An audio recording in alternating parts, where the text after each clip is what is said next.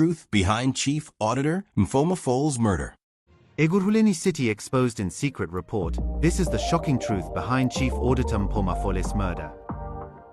Mpho Mafole wasn't just another auditor crunching numbers in a sterile office. He was a vibrant human being, a loving husband, a devoted father, and a man deeply committed to serving his community with unwavering integrity. But in the complex and often treacherous landscape of Ekurhuleni's local government, his very commitment to truth and ethical governance made him a marked target. This is the heartbreaking story of a man who painstakingly uncovered a 1.8 billion rand web of alleged corruption and illicit dealings within a seemingly innocuous mobile toilet tender, and ultimately paid the ultimate price for his dedication. What explosive secrets and damning evidence did Mafole unearth in his final, fateful report, submitted a mere 3 days before his untimely murder? This is a narrative of profound personal tragedy, deeply ingrained systemic corruption, and the ongoing, often perilous fight for justice and accountability in South Africa. Mpho Mafole had been working for the Ekurhuleni municipality, which is in the east of Gauteng, for 3 months starting on the 1st of April 2025 as the Chief Audit for Corporate and Forensic Investigations there. He was murdered on the 30th of June 2025, exactly 3 months to the day when he started working there. He had been auditing and investigating some of the contracts that the municipality had awarded, in this case the chemical toilets, mobile chemical toilets, which get placed in places such as squatter camps where there is no sanitation infrastructure. So that was obviously the subject of our first take on exactly why he was assassinated. Can you tell us a bit more about that specific tender? It's a lucrative deal that runs over years. Yes, over the past 3 months since his murder, we had been working and trying to distill and find out exactly why Mpho Mafole had been murdered, what he had been working on, which will lead us to the possible motive and hopefully to the paymasters, the masterminds behind his assassination.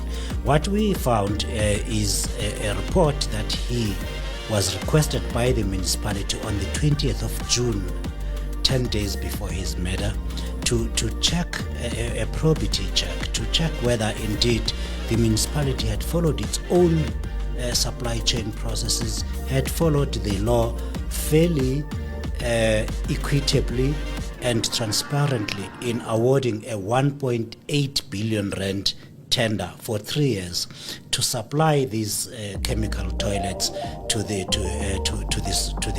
settlements that have got no sanitation infrastructure. This is a tender that's been rolling, as you know, these settlements popping up all over Gauteng. The municipalities have to service them and make sure at least the people have some modicum of respectability and dignity in that they can have this sanitation infrastructure. Mpho Mafole, a seasoned expert in forensic auditing with more than 10 years of experience from the Auditor General's office, had only been in his position at Ekurhuleni for 3 short months when he took on this critical task. His role placed him at the forefront of examining a tender designed to provide essential sanitation services to informal settlements across the municipality. These areas, often lacking basic infrastructure, rely on mobile chemical toilets for daily needs, making the contract not just lucrative but vital for public health. The tender, valued at 1.8 billion rand, aimed to select 15 companies to supply and maintain these facilities over 3 years, ending in June 2028. What started as a routine review quickly turned into a revelation of deep-seated issues that could unravel the entire deal. The process began on the 20th of June 2024, when the municipality's Group Chief Financial Officer, Kagiso Lerutla, sent a formal request to the Internal Audit Head, Philip Rakwale. This memo asked for a probity audit to verify if the supply chain management processes had been applied correctly and fairly in awarding the contract, known as AWS 02-2025. A probity audit serves as an independent check to ensure decisions in procurement maintain integrity, fairness, and transparency. This step was crucial because the municipality wanted to prepare for any potential legal challenges from unsuccessful bidders who might question the outcome. A staggering 223 companies had submitted bids, each hoping to secure a piece of this high-value opportunity. To qualify, bidders needed to demonstrate they could provide at least 750 chemical toilets, 2 vacuum tank trucks, and an 8-ton drop-side truck, either owned or leased. They also had to show access to at least 3.5 million rand in funding for operations and employ a project manager with 3 years of experience, holding a national diploma in transport, logistics, or supply chain management. These requirements painted a picture of a demanding yet essential service, aimed at supporting communities in squatter camps where sanitation remains a pressing challenge. Mafole led a team of 4 auditors, Masivuye Bless, Kagiso Mods, Mac Moshogwa, and Itumeleng Mamatela. Working intensively over the course of a week, they sampled bids from both disqualified and recommended companies, scrutinizing paperwork from the Bid Evaluation Committee and the Bid Adjudication Committee. Their goal was to confirm that evaluations followed fair policies without bias. On the 26th of June 2024, they delivered an interim report to Rakwale, highlighting serious material discrepancies that demanded immediate attention from management. Among the findings, the team identified at least 4 companies, Mzingelo Mamepe Group, Sjumdlalose, Oitumelo Matuna Enterprises, and Molava Investment Corporation, that had been unfairly disqualified despite meeting the specified requirements. The auditors noted that valid evidence in these bidders' documents contradicted the reasons given for their rejection. This inconsistency extended to the overall process, where some bidders were approved based on similar information that led to others being sidelined. The report pointed out a lack of proper due diligence in examining proposals, resulting in an evaluation that was neither fair nor consistent. Further complicating matters, the auditors discovered an additional structure called the Bid Pre-Evaluation Committee, which operated without proper establishment. According to the report, this committee added an extra layer of control but lacked clear roles, standard operating procedures, or accountability. It was not officially part of the city's supply chain management policy under Section 9.1, creating a gap in oversight. The team recommended that management amend the policy to formally include this committee, with approval from the municipal council, to ensure better governance. While the report stopped short of calling for the tender's outright cancellation, it urged adjustment starting from the bid evaluation stage to prevent irregular expenditure. It emphasized the need for justified disqualifications, valid reasons for passing over bids, and fair, consistent scoring. The risks were clear: potential legal challenges from aggrieved bidders could disrupt service delivery, and the municipality might face financial losses from improperly awarded contracts. These details painted a troubling portrait of a system vulnerable to manipulation, where public funds meant for community upliftment could be diverted. Tragically, just 3 days after submitting this report, on the 30th of June 2025, Mafole met a grim fate. After attending a full-day meeting at the Radisson Hotel near OR Tambo International Airport with Rakwale and representatives from Ekurhuleni's wastewater management utility, he drove home in his mother's black Toyota Yaris. Unknown to him, a group of 4 assailants had been tracking his movements since morning. They followed him along the R23 near Kempton Park and carried out the attack, firing 9 shots into his head and upper body. Nothing was taken from the vehicle, suggesting a targeted hit rather than a random crime. In the aftermath, questions arose about what happened to Mafole's report in the hands of his superior. Documents reveal that on the 27th of June 2024, Rakwale sent a memorandum to Lerutla and the acting head of supply chain management, Kwasi Abebio. In it, Rakwale claimed the audit had tested all 15 recommended bidders and found no non-compliance issues, agreeing with the Bid Evaluation Committee's recommendations. He mentioned that due to time constraints, the team could not review the 208 disqualified bids, as it fell outside their scope. This portrayal starkly contrasted with Mafole's detailed findings of irregularities and unfair practices, raising concerns about possible alterations or misrepresentations that diluted the original report's impact. This apparent sanitization has fueled suspicions of a cover-up, especially given the timing of Mafole's death. The municipality has remained tight-lipped, stating that the matter is part of an ongoing police investigation and that detailed comments could compromise it. They have promised transparency once the probe concludes, reaffirming a commitment to good governance. However, this response has done little to quell demands for accountability. Stepping into the fray, IRS Forensic Investigations, a firm specializing in complex cases, has been supporting Mafole's family since the incident. Led by investigator Chad Thomas, the team has drawn from experiences in similar high-profile matters, such as the killings of Councillor Maru Mopena and entertainer DJ Somebody. They conduct investigation watching briefs to help families navigate the justice system. Thomas has praised the police for arresting one suspect within 20 days of the murder but stresses the importance of pursuing those who planned it. Through their efforts, IRS has identified additional suspects linked to the execution of the hit and uncovered connections pointing to the masterminds. They have assisted in circulating an identikit of a wanted individual, Ngobile Ngobo, believed to be in hiding in northern KwaZulu-Natal or Eswatini. Concerns have also been raised about the bail system, as the arrested suspect was already free on 5,000 rand bail for a prior 2023 murder charge. There are things that frustrate if you work with police. Now, across the justice system, one major problem for the police is something called bail. Well, I'm always told that is a constitutional right. That thing is a mess. That thing called bail is a mess. You know, you go to Chembisa, you find a guy called Bibi. Bibi had 43 cash heists and 5 bails. 43 cash heists and 5 bails. 43 cases or 43 alleged? 43 alleged cases. No, he takes the money.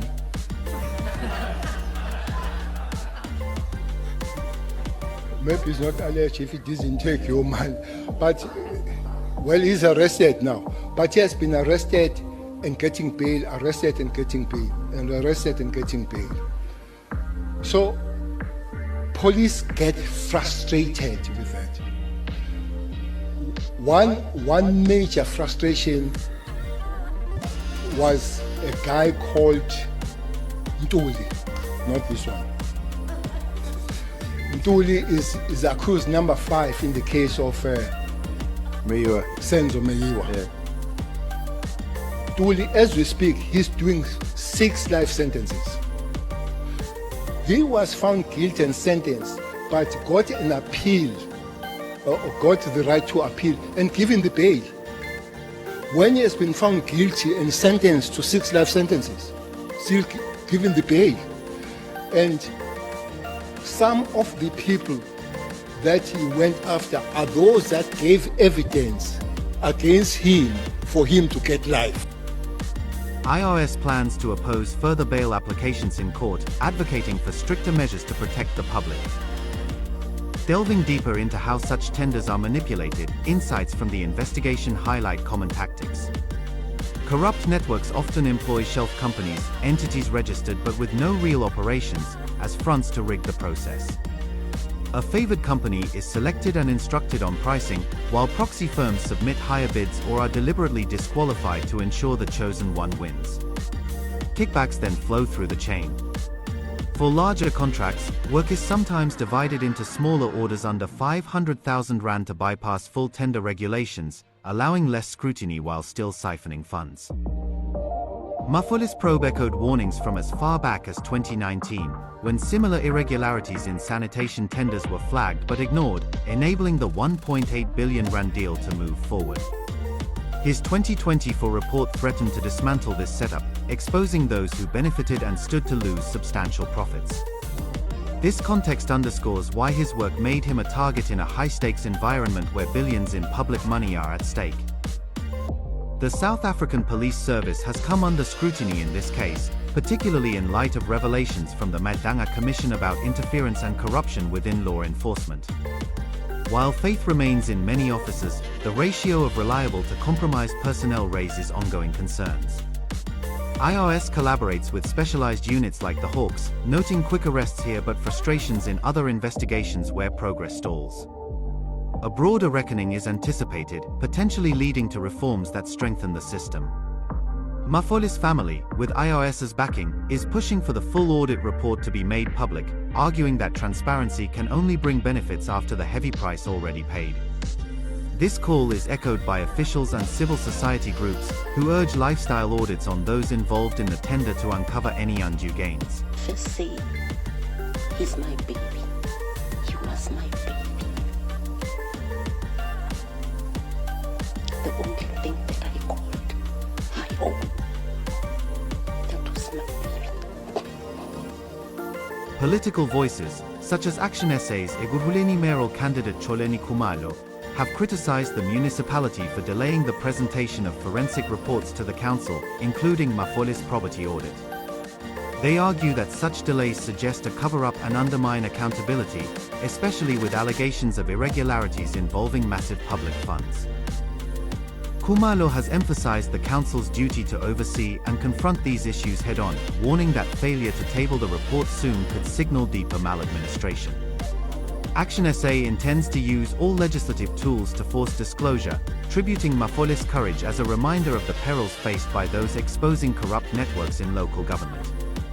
They view corruption as a top threat and are advocating for national legislative changes to combat it. In response, the municipality's acting spokesperson, Ramatolo Tlotleng, has pointed to the Standing Orders Bylaw of 2023, which outlines procedures for tabling matters before the council. Only authorized entities like elected councillors, committees, or the executive can initiate this through the Speaker and Programming Committee. Tlotleng has urged parties to follow proper channels rather than seeking media attention, while affirming that awarded tender details are published on the city's website per the Municipal Finance Management Act and supply chain regulations. The mayor has reiterated a dedication to clean governance and ethical practices. As this investigation continues, one suspect remains in custody, with efforts intensifying to capture others and trace the origins of the hit back to those who commissioned it. The tender's history reveals a pattern of overlooked warnings and procedural flaws dating back years, allowing questionable practices to persist. Mafole's brief tenure exposed how bid scores could appear predetermined, disqualifications engineered, and committees operated without proper oversight, all risking legal fallout and wasted resources. The broader implications extend to whistleblower safety, with Mafole's case highlighting the need for stronger protections in environments rife with graft. His legacy as a veteran auditor who quickly spotted abnormalities inspires ongoing demands for reform. The 1.8 billion rand contract, meant to address sanitation gaps in growing informal settlements, now symbolizes the high cost of integrity in public service. With IRS providing leads to empower the police, hopes rise for justice that honors Mafole's commitment. The family's presence in court opposes bail for known risks, pushing for a system that detains threats effectively. Meanwhile, the push for public release of the report gains momentum, potentially revealing enablers and preventing future scandals. This unfolding saga in Ekurhuleni serves as a compelling narrative of bravery against entrenched interests, where a single report has the power to challenge a billion-rand empire built on shadows. As more details emerge, it becomes evident that Mafole's work was not just an audit but a beacon illuminating paths of deception that have long evaded scrutiny. Thanks for watching.